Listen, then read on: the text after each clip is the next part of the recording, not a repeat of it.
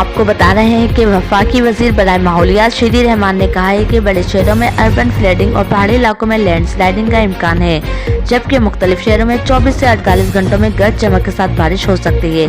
आपको बताएं कि शीरी रहमान के मुताबिक लाहौर, सियालकोट और नारवाल में मूसलाधार बारिश की तवक्को की जा रही है, जबकि शुमाल मशरिकी बलूचिस्तान और KPK के मुख्तलिफ इलाकों में भी बारिश का इम्कान है। आपको बताएं कि वफाकी वजीर बराए माहौलियात के मुताबिक दरियाए चनाब, रावी, सतलज में भी दरमियाने से ऊंचे दर्जे का सैलाब मुतवक्का है। इंतजामिया शहरी मराकज़ में सैलाब के खतरे से 2-4 इलाकों के लिए हंगामी ट्रैफिक प्लान यकीनी बनाए। इसके अलावा शीरी रहमान ने अपने ट्वीट में कहा है कि सैलाब ज़दा अंडर पासिस के लिए फौरी तौर पर डी-वाटरिंग ऑपरेशन शामिल होना चाहिए।